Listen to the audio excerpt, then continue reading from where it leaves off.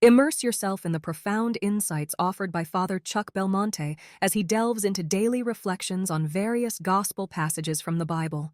Can I prepare Pentecost by the hand of Mary? We should look to the Virgin Mary as a model for preparing and refreshing the outpouring of the Holy Spirit. Pentecost is not merely an event of the past, but a living reality that is continually renewed in the Church. It was the moment when the disciples moved from fear to the courageous proclamation of the gospel driven by the Holy Spirit. Far from being an isolated historical event, Pentecost remains present in Christian life. The Holy Spirit continues to be poured out in the sacraments, especially in baptism, confirmation, and the Eucharist, where Christ is truly present. For this reason, this feast is a privileged opportunity to renew that grace in our personal lives, a grace that continues alive today. To fully experience Pentecost, we must direct our glance to the Virgin Mary and her attitude toward the mystery of the Incarnation, and even during the rest of her life.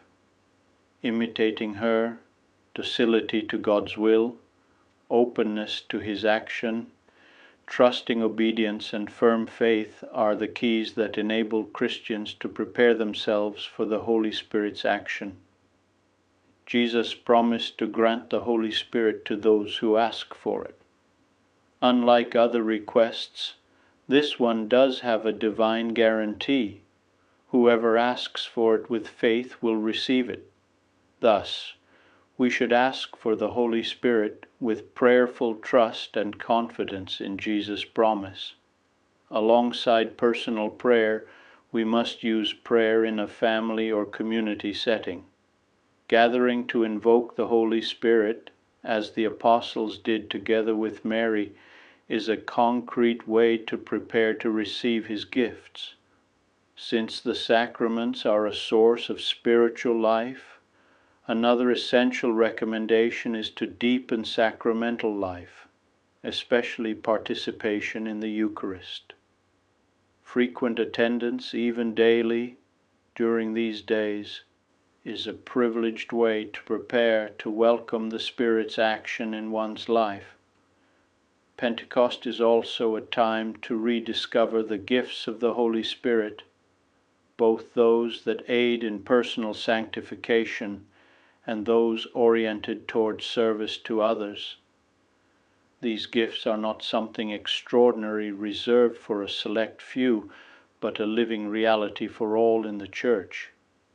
They are a gift that every baptized person is called to discover, cultivate, and place at the service of the community. Thus, we must revive the charism of one's vocation as a layperson or priest, with the help of the Holy Spirit. The marvel of Pentecost consecrates all the different ways. It can never be understood as a monopoly or the appreciation of only one way to the detriment of the others. Pentecost means an unlimited variety of tongues, of methods, of forms of meeting God, not violent uniformity.